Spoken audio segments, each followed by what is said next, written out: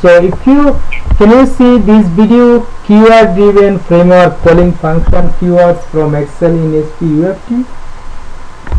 So this is the video where we have discussed everything like how you can call function from Excel, and if you take a look this code here, so this is the code. You can keep this code handy, you can make this code activated working in your computer, and what you will have to do in that, you will have to write put your functions in the Excel file, and then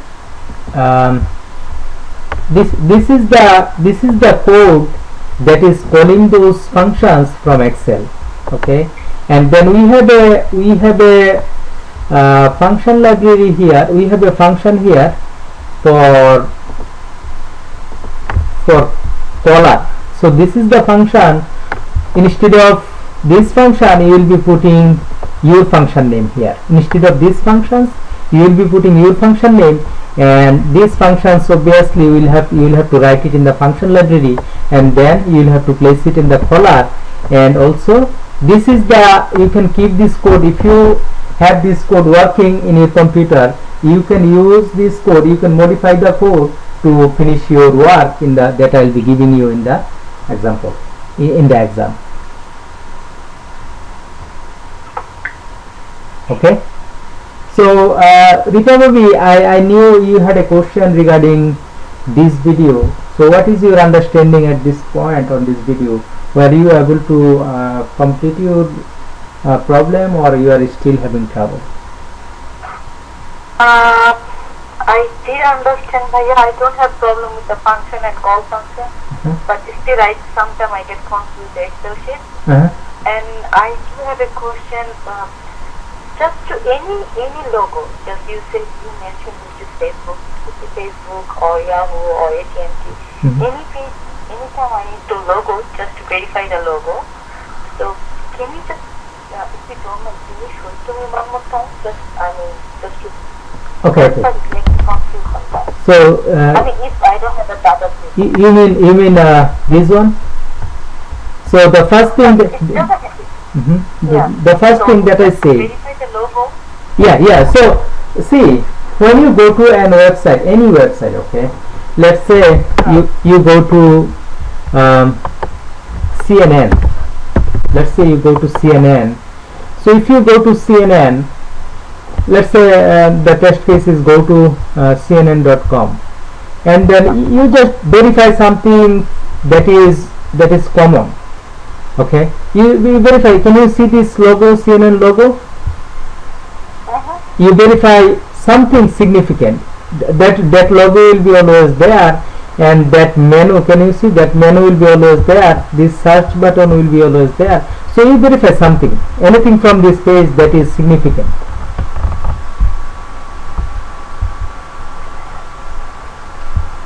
Okay, so you want me to give any? I would be happy if I would be happy just do one. I mean, if you have a time. Okay. Do one. Sure. Let me do one actually. So if you want, let me go to my UFT. Let me create. And I want you to video the thing, so I'll take a look once you. Yeah, that is being recorded. So what I'm going to do, let's say we are. Let's see. Let's bring CNN.com.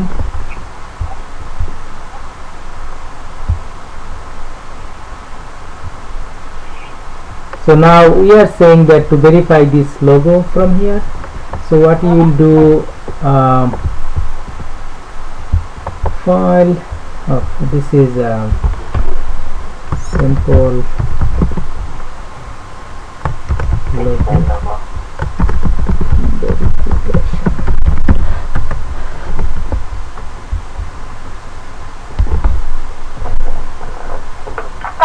For the test, do you want us to write 100% descriptive, or you want both combination?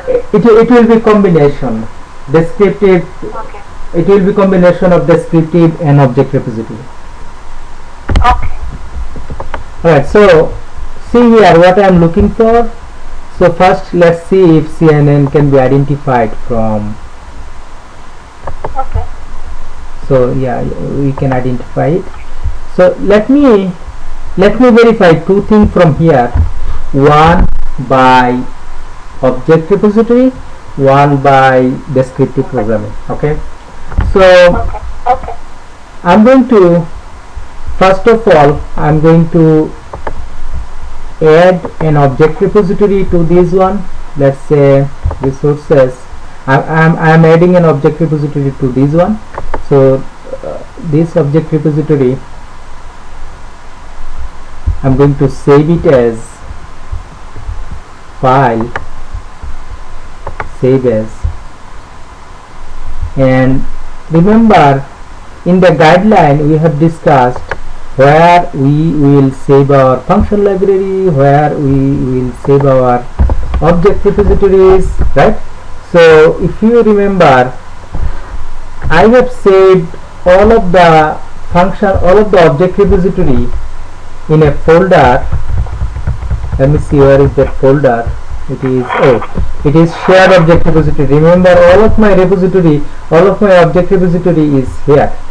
Okay, so I am creating a object repository for CNN.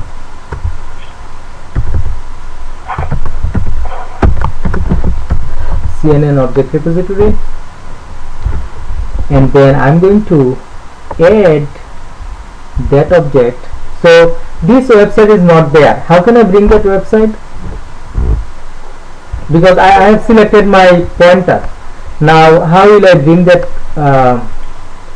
that page? Control click.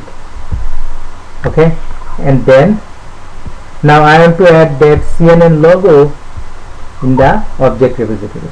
Okay, so now control click. So while your pointer is selected, if you want to do something else, you click control click. So another example, let's say you have taken your pointer. Okay, you have taken your pointer, but now can you see it is hiding our objects. So what I'll do, I will select control and I will move it, and then still I will have my pointer. Okay, alright, so this object, remember this is a browser object, and I will be naming it. I will remove all the special character from the name, and then I will remove all the spaces from the name. Okay, and then what is the type of that object? Browser. Then you come here, again same thing. So what I will do, I will remove all of the special character from the name, and then what is the class of that object is page. And then if you come here, this is a logo, right? So logo, and what is the object type? It is link. Now, so this object I already added it, right? Now remember, how can you bring that object in your application? You drag and drop it, right? Now, so if you want to do it, first of all you will have to open the application, right? So you want to write functions. Now to open CNN, if you want to, like as I say, everything you will have to do by using functions. So let's add a function library to this test. Now I have showed you how you can add an object repository, but still if you try to highlight it, let me try to highlight it, you will see the object is there, the application is there, but do you think it will work? Why it will not work? It will not work because we didn't associate the repository yet, right? So I'm trying to highlight that logo. See here, see one other thing here, it has opened QA questions. Do you know any reason why it has opened QA questions? I think it was open already. No, not really, it was not open. It opened QA questions because our record and run settings. Let me stop this execution. Let me first, lot of you have faced this issue. It is always bringing a website and you couldn't figure it. Let me show you. If you go to your record and run settings, and can you see here, open the following when recording or running. So I am opening local browser and qaquestions.org. Oh, yeah.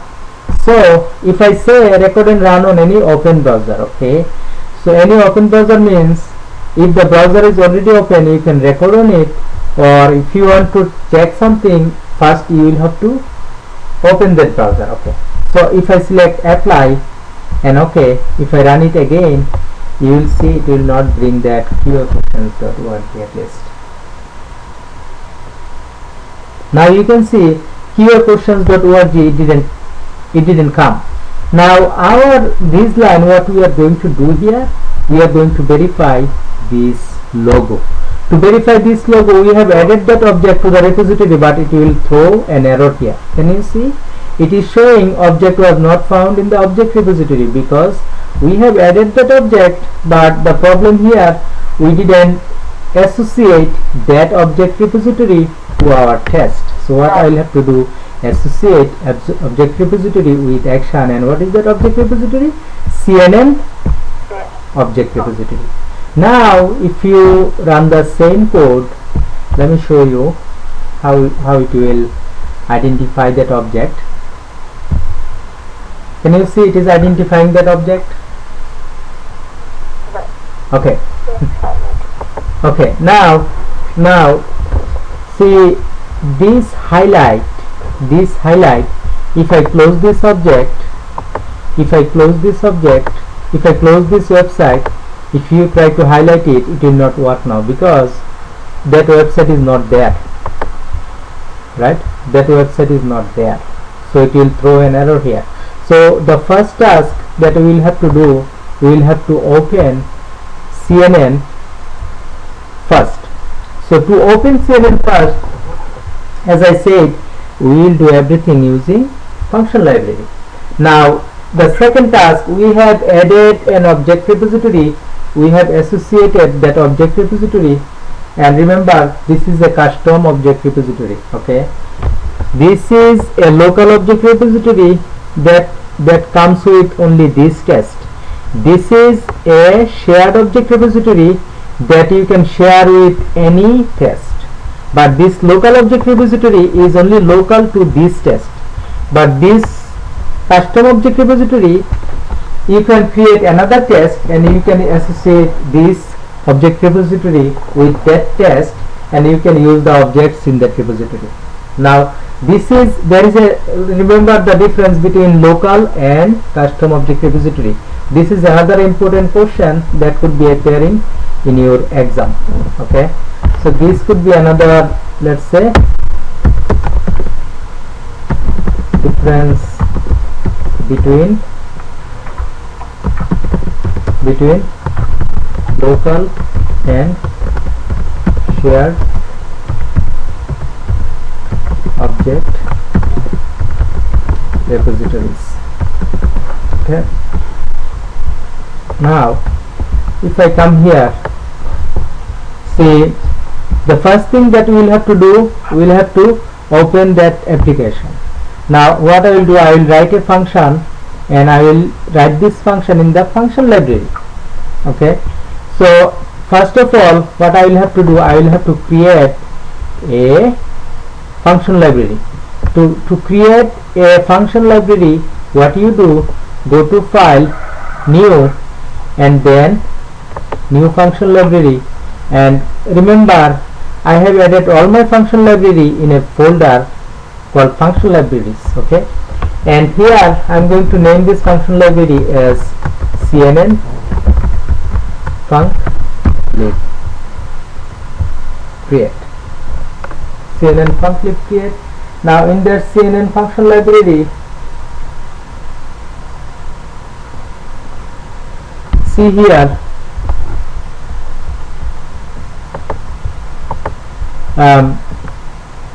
this CNN function library, if I write a function, let's say function open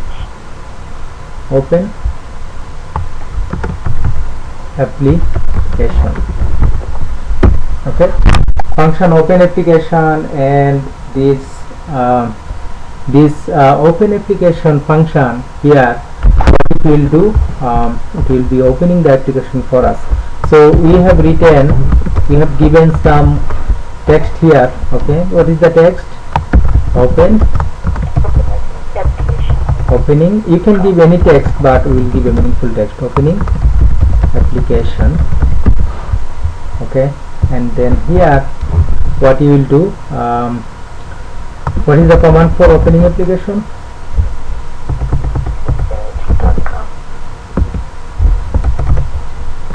System util dot run, okay. System util dot run. And what is the browser we want? iexplore.exe. And what is the website we want to open? We want to open www.cnn.com, okay. Now if you call this function from your action, right? That is how you call function from your action. Let me put a breakpoint here and try to run it. Do you think it will run? No. What is the reason? We need to associate the function library. We didn't associate the function library. Can you see type mismatch? That means it is not getting that function. So what we will have to do, we have written the function is here, but the first thing that we will have to do, associate that function library. Remember, when you associate object repository, you click on this action, right click on this action, associate repository. But when you associate function library, you click one step above and you say associate function library, and here questions, contact us page. Oh no, not this one, right? No, not this one. Yeah, let me remove this one, okay. And then let me add associate function library. And what is that function library? CNN function library. Yes. Now if you execute it, you will see it is not throwing a type mismatch error. So if you come here, can you see it is going? Now we are inside that function library, and it is going to open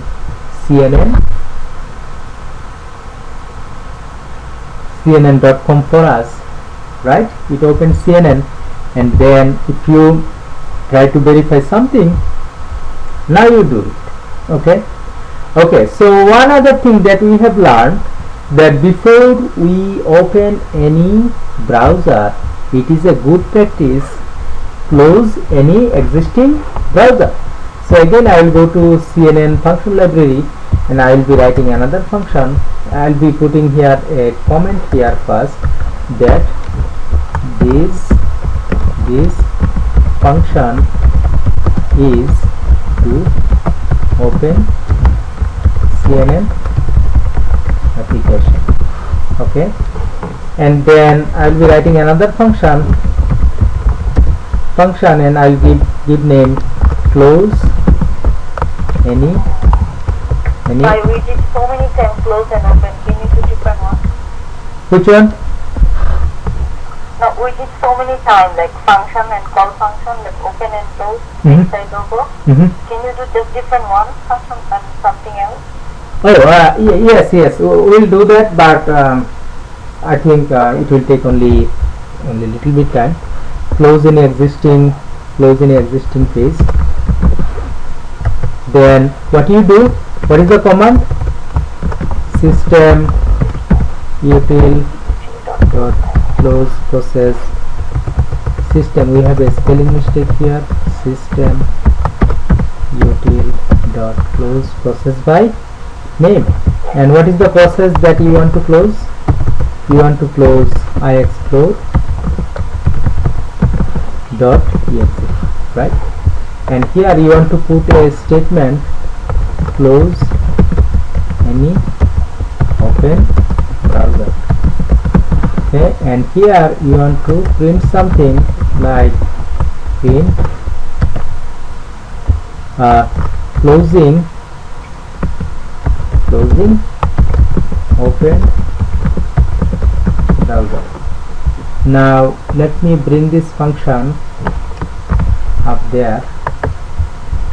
Okay, and then the next task is to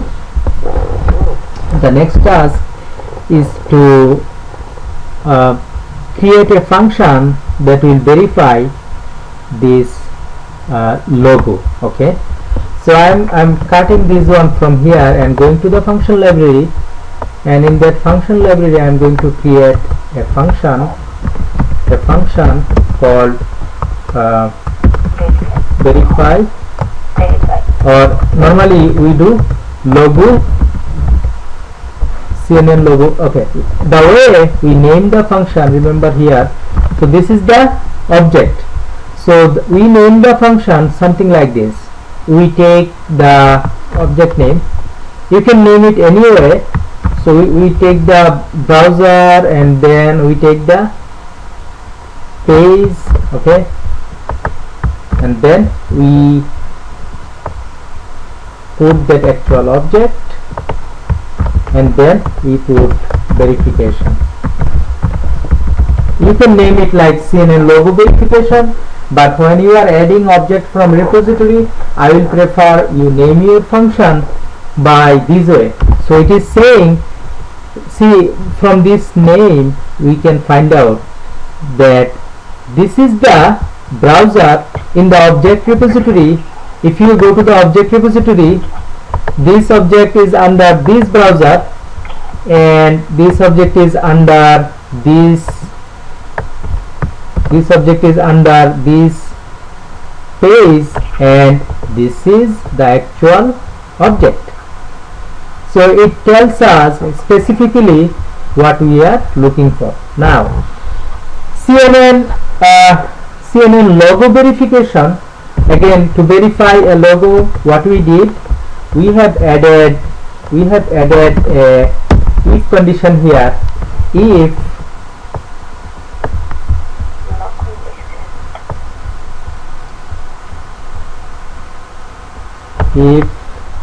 this logo exists, let's say you are going to give 5 seconds, or let's give 5 seconds. If this logo exists, then what you do, you don't need to use reporter.report event. You print something, print what is the object. So this is the object.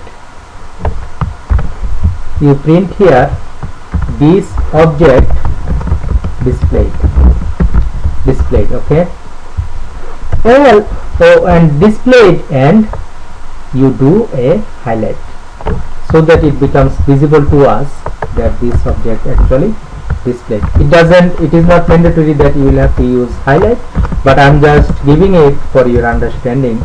Now if this object doesn't appear, what you want to do, you want to copy whatever up there, paste it here. This logo didn't display, and if this logo is not coming, you will have to failure test this. So how do you failure test this?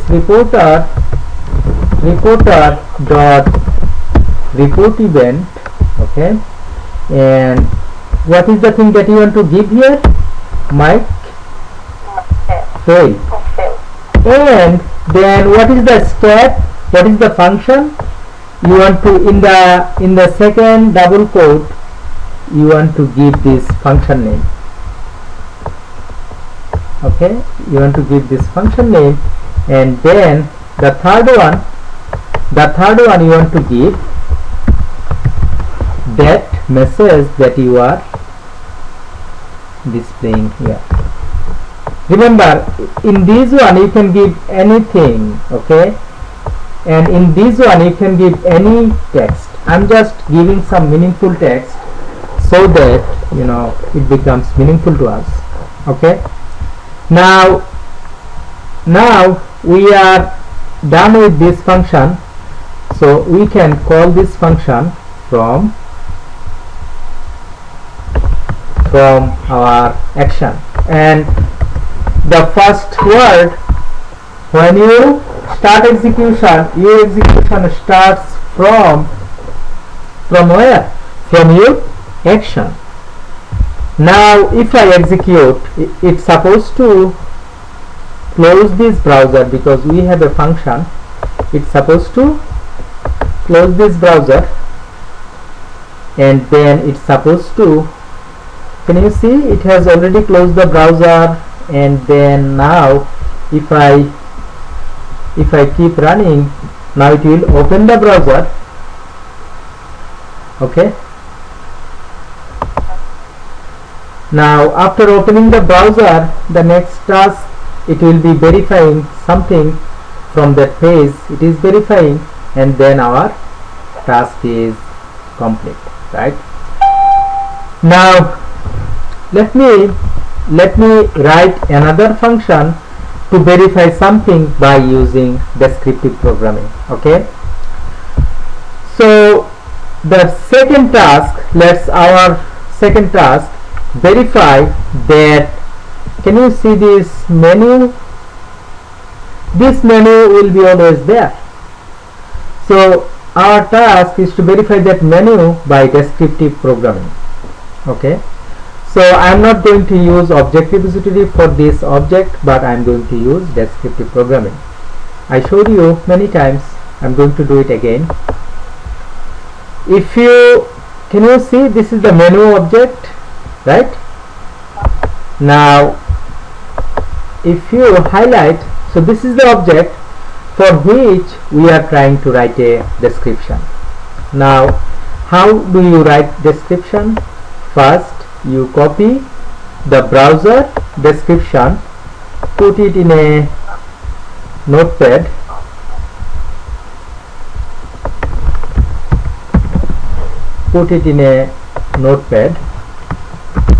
so this is the browser, right? And then you go to the page and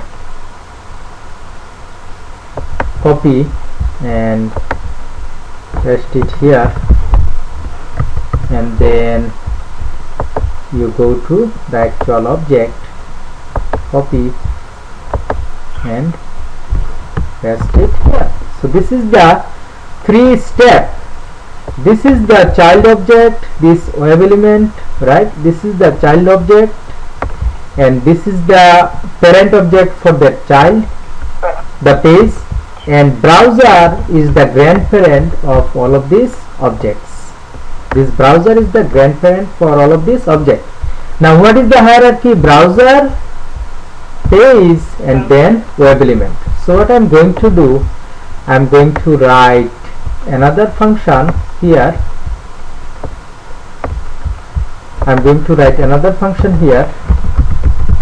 I will not give the name yet, but I know it is going to be, the object is going to be browser dot page dot web element. Okay, browser dot page dot web element.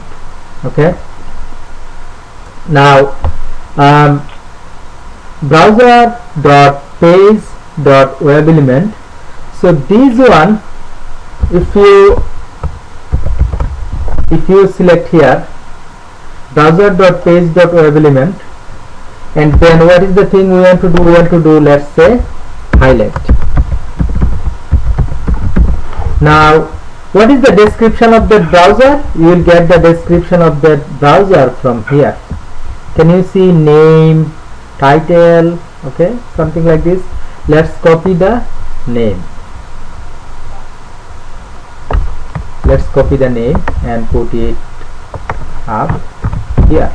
And what is the description of the page? Let's say we want to take this open title.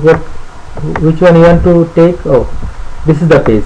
I was just wondering, can we take class name?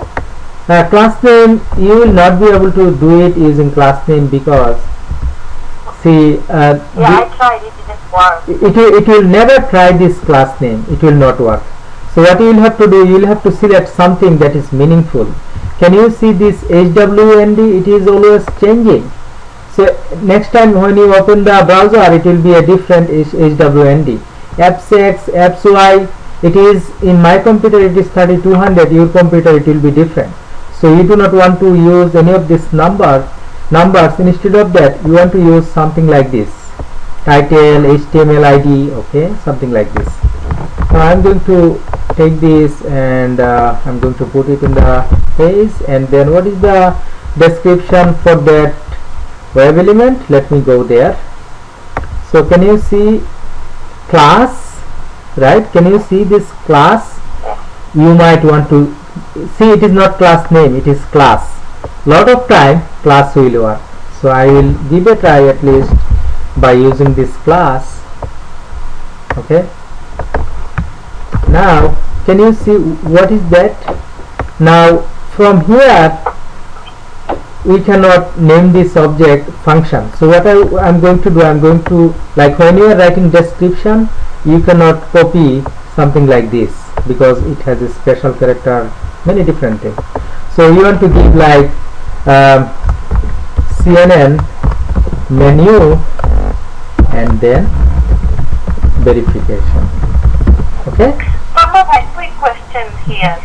So when we are doing descriptive, because I had this thing, like I had this issue, we are having like gaps and all. In that case, I should avoid copy pasting while giving meaningful name.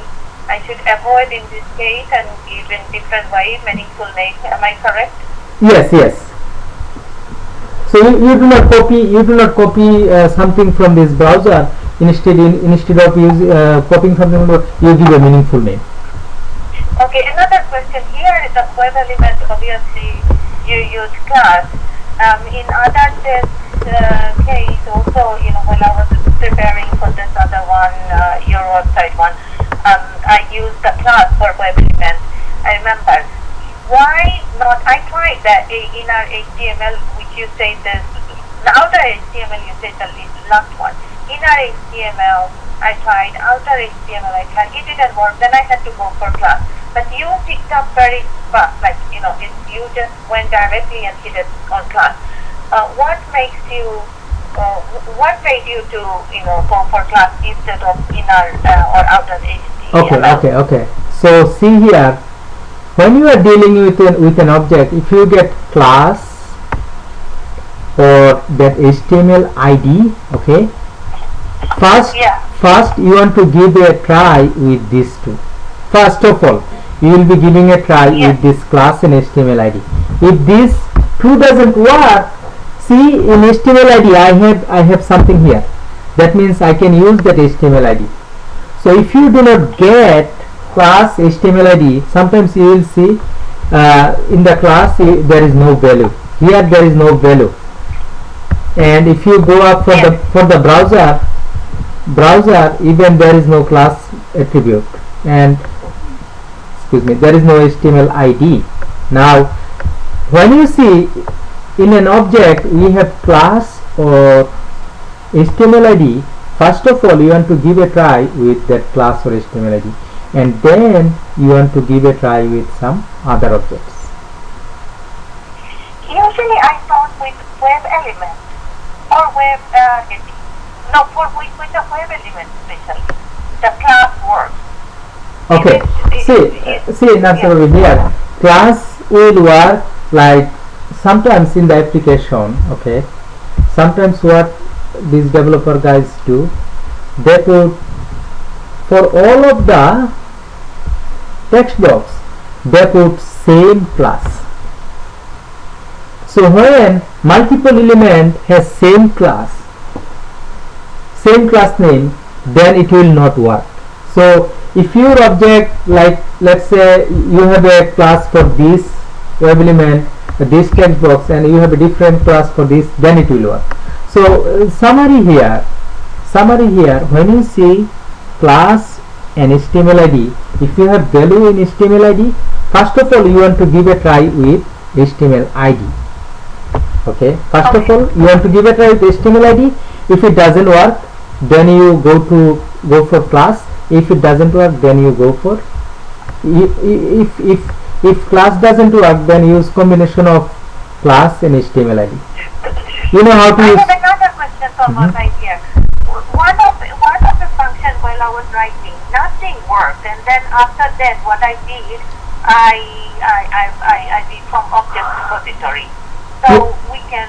Yes. Lot of time you will see some of the objects you cannot do using descriptive programming. So that is why multiple alternative is there. Okay. Now, did I answer your question, Officer Babi? Oh yeah, thank you so much. Okay, sure. Very helpful. Okay, thank you. Now, see here, if let's say you are using class but it is not working. So what you will do, if you want to add multiple attributes, you put a comma and then you put that attribute. So in that way, you can use multiple attributes to identify an object. Does it make sense, everyone? Yes. So see, let's say I put class but it didn't work.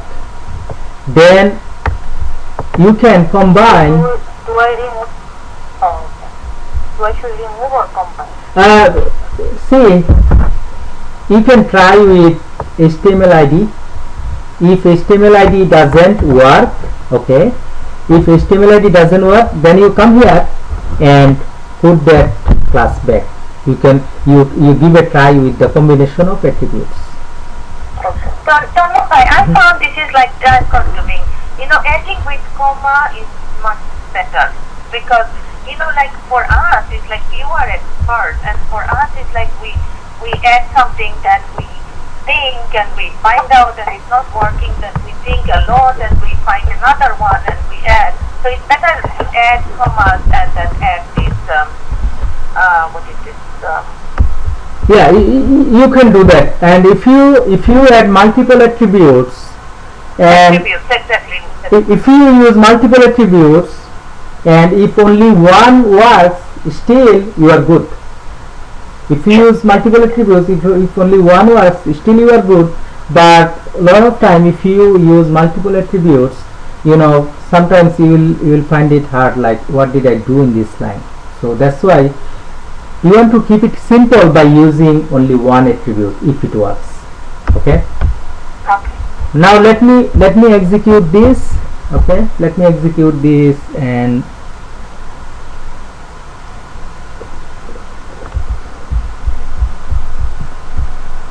so this is closing all the browser, and then I am opening that browser, and then let me put another breakpoint here. Now it is highlighting that CNN logo. Now it should highlight that menu object. Can you see? We are here highlighting that menu object, and it is able to highlight that menu object. Again, this is a verification function.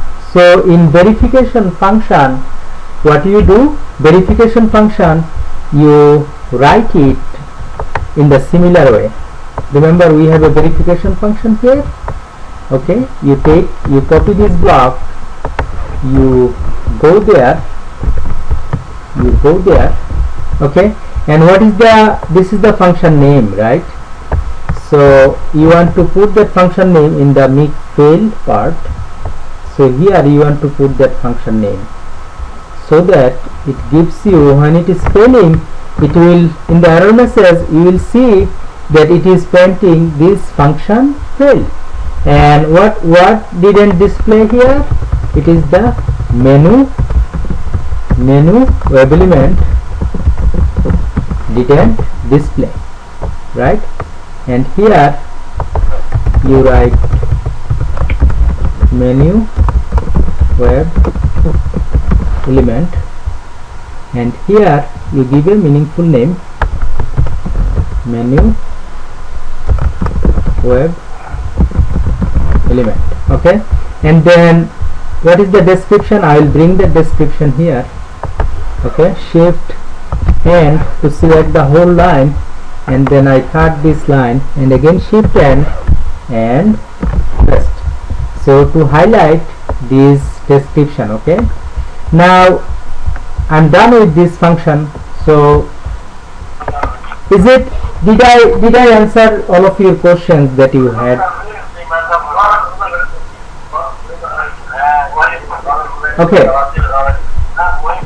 Guys, from here, can you do just one parameterization? Okay, I'll do one parameterization before I go to the parameterization. Can you see in your exam there will be similar problem? What you will have to do, you will have to write functions. Okay, if you can write up to functions, then you will get probably 60% of the mark. If you can write up to functions using object repository, function library, using descriptive, using object repository, if you can write up to that, you will get 60% mark or more than that. The next task is to place this function in a Excel file, and then read this function from a Excel file. Now we are running a little bit late, but do you still think I need to explain it again, or you can watch the video that I showed you? That I'm fine. For other, I don't know for other. okay, for other, thank you for your feedback, but for other, do you think you will be able to watch that 39-minute long video where I have described everything what you need to do to read these functions whatever we developed from Excel? Do you think it will be, if I want to discuss it again, it might take a little while for me, but I will ask you, if you still are confused about how to read this Excel, you go through this video that I showed you, and that will give you an opportunity to revisit these topics here. So keyword driven framework, calling functions, keywords from Excel in UFT. You will be watching this video and code is here. You can directly copy the code by clicking on this link and put it in your Excel, put it in your UFT, and you can practice it from here. So I will ask you, you practice it from here, and if you it will be very helpful for you if you practice it. If I keep showing you, probably you will not learn. If you do not try by yourself, you will not learn. So the key mantra here is, you will have to try by yourself. I might show you 10 times, 15 times, but if you do not practice by yourself, you will not learn. Okay, so let me go there. Now these functions, you will be placing these functions in a Excel in the exam. If you can do up to that, you will get 60% marks, but there will be further part. You will have to put those functions in the Excel, and you will have to call them from Excel, and the code is there. What I want, you bring the same code, just plug these functions on that code, and that's it. Okay, and that will be a call function and associate that call function. Yes. With the action. Yes, right? yes. Call function. There will be a call functions, and in the action you will have to read the function name from Excel, and then you will be calling that call function to make call. Okay, another question. Do you want us to add step generator, is it like any marking on that? What is that If again? we do not step generator, if we do not add, are we gonna lose anything points? If you miss any steps, I might reduce some marks, but The step generator, the time for the time log. oh, time, that function I will be looking for. You can just call that function. Remember, that function is there. You can copy and paste that function, and you will have to Yes. just Yes, but if we do not, if we miss that, are we losing any points? See, that is a requirement. When you are writing in the log, you use the time frame so that I can see the times. Okay. Donald, for that Excel, do we have to do that Excel, that code over here and the timestamp? Okay, let me go here. Let me show you this code again. What we did here. Remember, inside this function, let's say close all open browser. So before I print anything, I called that generate timestamp to generate the timestamp, and then I gave that message. And what it did, first it put the timestamp 2016 09 or 10 05, and then it printed that message. So that is what I want. So every function, every step, you will be doing a print with timestamp. Okay. All right. So that part I'm kind of I hope I was able to answer your question, and again this video I'll try to post it. Now there is another question here to show you the parameterization. Okay, for parameterization, remember we did an example regarding parameterization. Let me bring that example. So I'm going to close this example here, and I'm going to open another example test. And if I go back, automation project, not here, it is TTP projects, and then here UFT tutorials. Inside this one I have a program called parameterization. Print passing. Where is my parameterization example? Okay, I'll have to do it probably. I'll have to do a new one, but no problem. Let me go and do a new example. Okay. So are you guys still awake with me? Okay, I can see a lot of you. Why we need parameterization? Why? Okay. This is a good question. Parameterization. We need parameterization for, this is a concept actually, but this concept is, let's say you have 1000 Gmail ID, and then you want to verify that this Gmail ID and password is working. So what you do, this is a simple step. Go to gmail.com, input user ID, input password, and then click login. If you get the home page, then your user ID is working. So this one, by parameterization, you can do it very easily. So parameterization is if you need to execute the same data, same code for multiple data sets, then parameterization helps you. So I will why we need parameterization, I will be answering this question by giving a practical example. So let me again go to the right folder before I add this parameterization video here. So the folder will be UFT tutorials, and the name will be parameterization.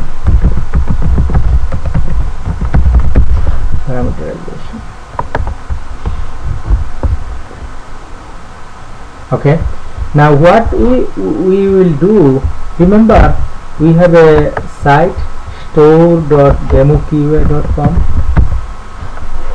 Can anyone remember the password? Capital L 12345. Okay. store.demoqa.com, and here can you see my account? I will be clicking on my account, and then how many IDs we have? One is automate code, and then password is L12345. So if you go there, now you can see that we are in the your account. So you verify something here. Okay, this is the thing that we are looking for. So then we have another ID. What is that? We have another ID. If you click on my account again, and actually let me log out first, and then here we have another ID, automate code. It was 1, right? And let's give the same password, L12345, login. Do you want to remember? No. Okay, now see, we are in this one, and then let me give another try. You have another password, that is, we have another ID, automate code 2, and what is the password for that? Same, L12345. okay, and I can see that it is every time it is giving me this pop-up. What I will do not offer to remember any more passwords, because I will have to write an extra step for that. I am just shutting it by clicking this checkbox. It will not be coming anymore. Okay, now can you see invalid login credential? It is not working. L12345, probably this credential is not working. So do you remember what was the other credential that we have?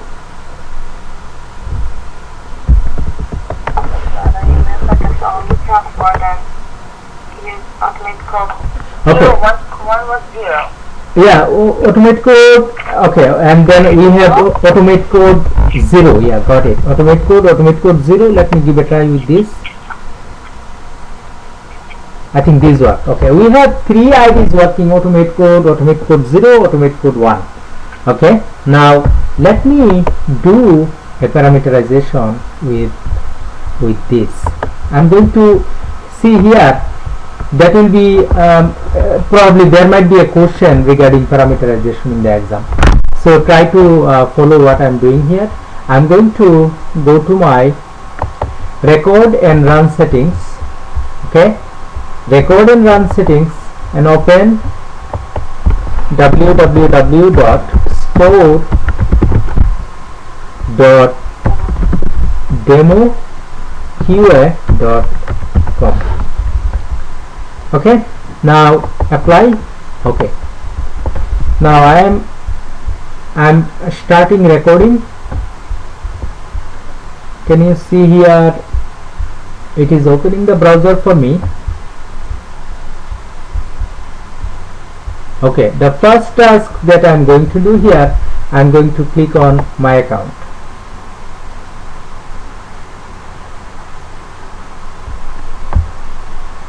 Can you see I'm clicking on my account, but that click didn't work, so I will have to click on my account again. Now it is bringing me that page.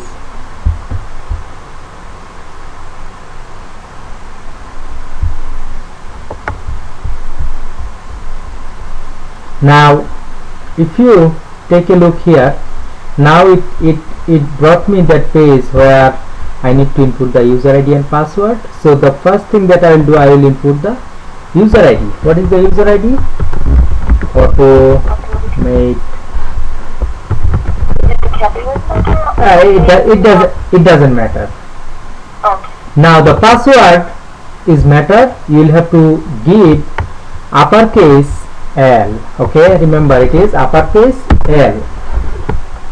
So let me what is this? What is my framework? L1 2 3 4 5. Okay, and then we are clicking on login.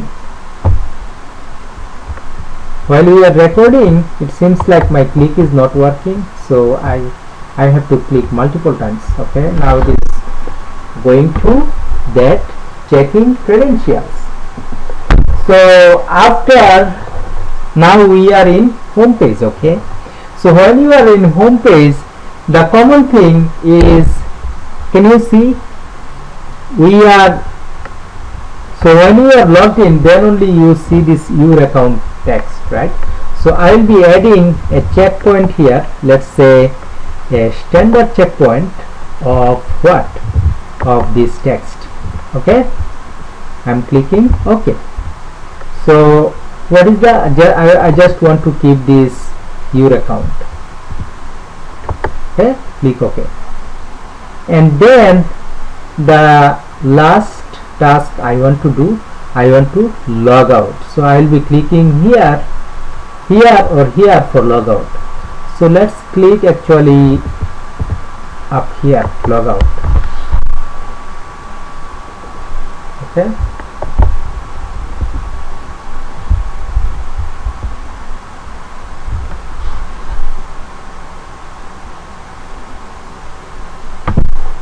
probably it was not able to record all of our steps, but let's see. Now I am logged out, right? Now I am logged out. Let me stop recording here.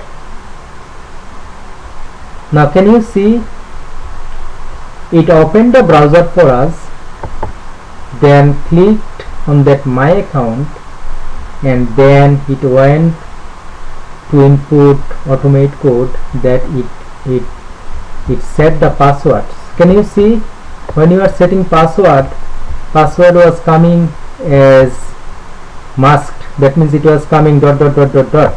So instead of dot dot dot dot dot, I will use my actual password. When you are using dot dot dot dot, that is set secure, but I'm going to use my actual password, L1 2 3 4 5. Okay, and then once you are logged in, can you see I have a checkpoint? Okay, but it didn't record my click on logout button. So let me do one more time. Let me go to that site again, automate code, and then L1 2 3 4 5, login. And if I want to, actually it took me to the wrong page, so I will close this browser, and then what I will do, I will go to that point again. I will be executing this code. First let me execute this code. Okay, and I will add one more step.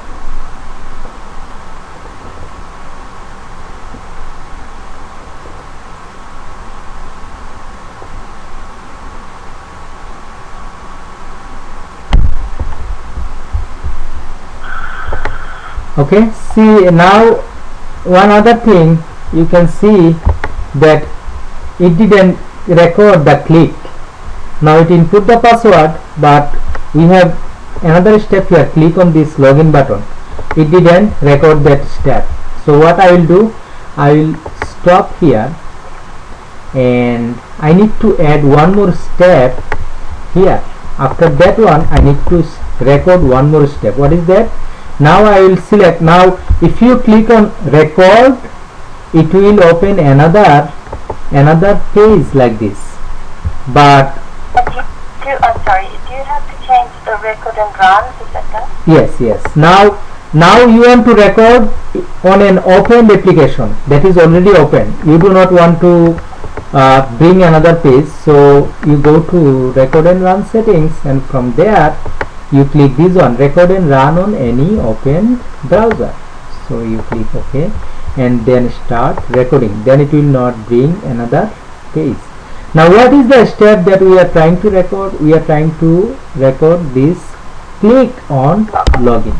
Now I am clicking. Probably I will have to click again.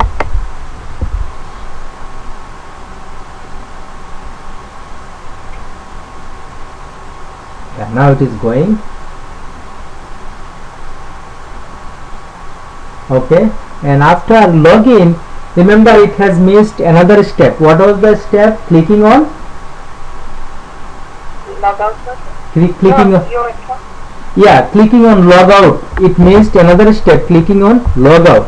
But we will come back. But let's see first of all whether it was able to click on that login button. Now it was able to click on that login button, but it clicked twice. That's fine. We are going to remove one step from there. And then once we are logged in, we are verifying a text your account by using a checkpoint. And let me add one more step for logout. How will I do that? I will be adding again. I will be clicking on record, and then I will be clicking on logout from here.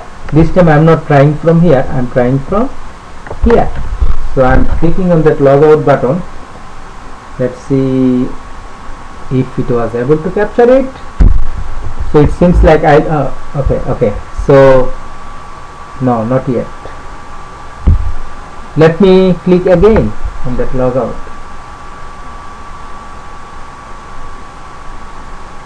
Okay, now it was able to work.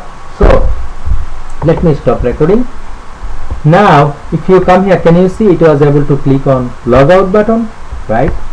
Now if I execute the same code, do you think it will work? If I click on here, do you think it will work? Sure.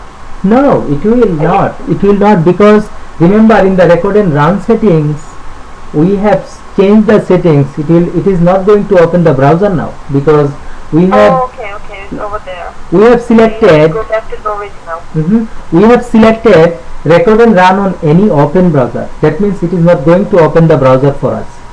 So what we will have to do, we can go back and change the settings in record and run settings, or we can add a line of code here saying what?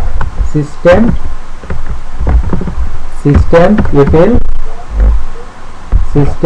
util dot run. And what do you want to run? I explore Internet Explorer exe. And then what is the browser we want to bring? We want to bring www.store.demoqa.com. store.demoqa.com. Now if I run this, let's see how it works. So I'm running this.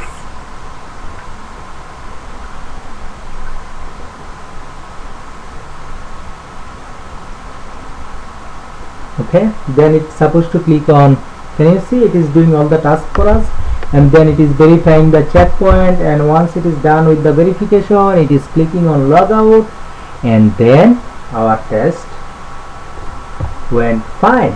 Now see what we are doing here. We have opened the browser, we have clicked on my account, we have input the user ID and password, then we have clicked on login, and then we have a checkpoint to verify something from the page, and then we have clicked logout. Now, as I said, the main purpose of this discussion is parameterization. So I will keep my discussion limited here in parameterization. So how do you do that? How do you do parameterization? Now, if you can you see this keyword view? This keyword view. If you click on this, can you see it brought this page for you? Now you come here. Can you see this automate code? This is the username, this is the password. You click on that automate code. Now can you see this hash sign? Click on here, and then Can you see data table? Go there. Actually, hold on. This is data table, environment, random number, and then add new. Hold on. Yes, you will have to add a new parameter. Now what is that parameter? We want to give a name like user ID, and from where it will take global data sheet. What is the name we gave? User ID, and what is the sheet? Global data sheet. From global data sheet it will take, and then I am going to click OK. Now if you come here in the data section, can you see user ID, and it has created a row for us. Okay, and then let me go for the password. Okay, so for password again, not here, let me cancel it. For password again I will have to go to that data table, and I'm going to add another field. Let's give it as password, and again it will be taken from global data sheet. Now my problem where I'm doing this. Okay, hold on. Now you come here. Oh, we have how many IDs? We have automate code, and then we have automate code,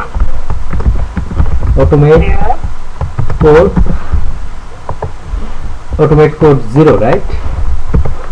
One is automate code, one is automate code 0, and automate code 1. And the last one is automate code 1, and then here again password is L12345, right? These 3 user ID. Now you go back to your expert view, that is code view. Okay, so here if you run this, now let's see what happens. Can you see it is now there is a window already open. So let's do one thing. Let me run it first. Actually, before I run it, first of all, can we close all the browser? System util dot close process by name, and what do you want to close? We want to close all the browser. I explode.exe. Okay, let me run it.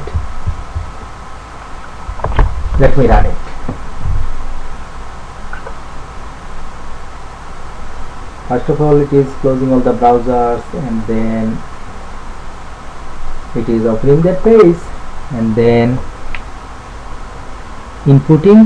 clicking on my account, and then inputting user ID and password, and then it has clicked on sign in, although our sign in will not be successful in this case, because can you see in the login we have the double quotation. Can you see that double quotation here and that double quotation here? Because of the double quotation, it is not, login is not successful. So if login is not successful, then this checkpoint will be failed, and it will not get that logout button, right? So it will not get that logout button, and then it is going to probably fail here. Let's see what it does.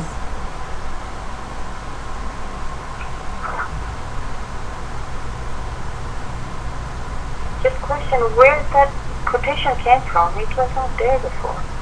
That quotation actually, it came from, we didn't put it, but it took the quotation from the code. So we will have to remove that quotation.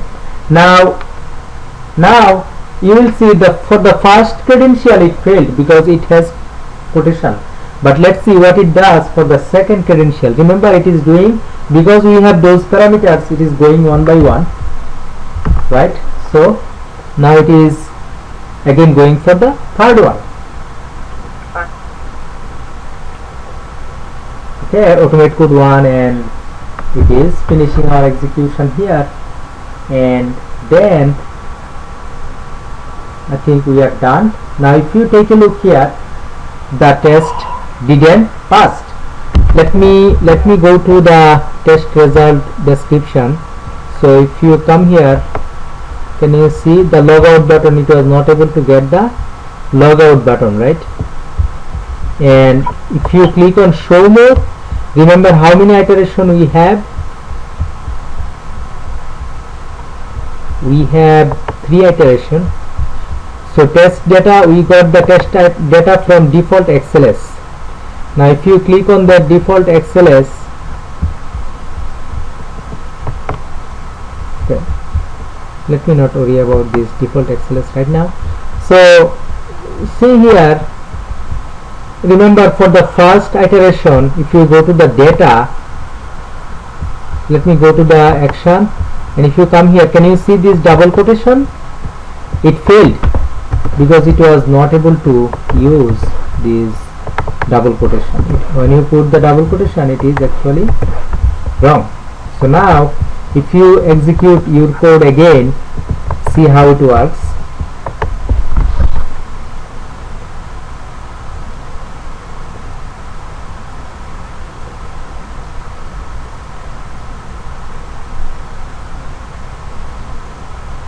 So you will see it is going to check for 3 set of IDs. So if you have 1,000 IDs, you can check it in that way. Just you don't need to write any loop. You don't need to. We can do it by loop, but by parameterization, you can avoid using looping. So you can check multiple data. Yeah, multiple data. Let's say you have 1,000 data. If you put it in your data table, it will be executing the same code for 1,000 data. Okay, I got it. Okay, so is it clear like why we use parameterization? yeah. So can you see here, we have 3 iteration. Iteration 1, okay. Can you see iteration 1, everything passed. Iteration 2, can you see iteration 2? Iteration 2, everything passed. And can you see iteration 3? So it did the same operation 3 times for the 3 sets of data. If you have 10 sets of data, it will be executing the same code for 10 times. So you remember what we did. We have added 2 extra lines. One is close all browser, another one is open, run, open the browser, and everything else we have recorded. And if you want to record something in the middle, you put cursor here and you go to the page over there, and then you start recording. Okay. Okay. So did I answer all of your question, or still you have question? I have a quick question. For these tests, for upcoming tests, do we have to worry about this call action from the call action from another action? One call action from another action. No. Do we have to? Okay, no. Fantastic. All right. So see, Namsavabi, let me tell you, I think you learned that one with Maksud bhai, but I am going to take exam. Whatever I discussed in the videos, whatever I discussed in the class, everything will be from the discussion. Okay. If you don't mind, would you please kindly repeat the first part of the exam, because my sound didn't work and I missed it. The timing and the scoring that you were talking about, how many questions and timing. Would you please kindly repeat that very quickly? Okay, sure. So we will have a practical exam with a couple of practical problems that you will have to code, and then I will be marking those code in the class. And after that we will have 15 to 20 questions like this, like these questions here. Like these questions means the questions will be similar to this or similar complexity. Okay, probably from this set of questions you will get a couple of questions.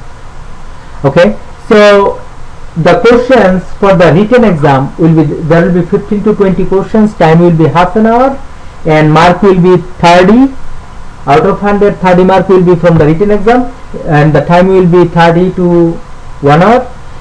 And this exam probably this one, as I said, there will be 15 to 20 similar questions that I have listed here. Okay, and the time will be 30 to 1 hour, 30 minutes to 1 hour. Mark will be 30. And on the practical exam, where we will give you multiple, a couple of problems to write functions, to read the functions from Excel, descriptive programming, object repository. Okay, so that one mark will be 70. So that is summary about the exam. Okay, so both together is 100. Yes, right? Both together is 100. Your pass mark is what? Your pass mark is 60%. Okay, if you get 60%, that 60%. If you get 60%, you are passed. And I'll be expecting everyone, you will score 100%, because at this point I'm I'm very hopeful about your performance on that exam. And I want, today is Wednesday, Thursday, Friday, Saturday, these 3 days. If you need to watch, if you need to spend a lot of time, the question is kind of, I already tell you, this will be the type of the question. Okay, so if you need to spend time, if you need to go wherever, if you need to meet with your colleague, peer, if you need to meet with your classmate, I don't care. I want your performance on that exam. That is what I am looking for. And it is very important that you perform well in this exam. And all of you, I want a solid performance from you on that exam. So no, like this theory exam, you want us everything written on the paper. That's it, right? Yes. Okay, handwritten, right? Handwritten, yes. Okay. So no, if you don't mind, if you have time, very quickly, just give a little small brief on step generator. Just say something about step generator. Just it's gonna refresh our mind. Which one, Nafisa Babu, could you repeat the question? Step generator. Little bit explanation on step generator. Oh, step generator means timestamp? Just overall. Timestamp I understand. Just overall, just say something on step generator. I just want to have overall on step generator. Step generator, normally, this concept is when you are recording something. So I think when you are recording something, you can, let's say you want to come here, you want to open the application, you want to log in, and then after that you want to do something. Then that is where you use step generator to come up to that point, and then you do the recording.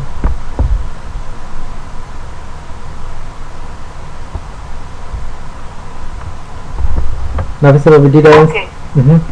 Yes. Yeah. It's just helping debugging the script, right? Yes, kind of debugging script. Like user friendly. Yeah. Okay, thank you. And do we have to worry about step generator? No. Okay, thank you. Very kind of you. Not really. But remember the timestamp generator? Yes. You will have to use it. Oh, that's what I loved it. Okay. I would use it in Okay. every single step, no doubt. Okay.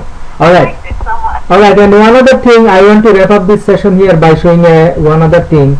If you want to debug something, you put a breakpoint and then you click here, you execute. When your execution stops here, when your execution stops here, then what you do,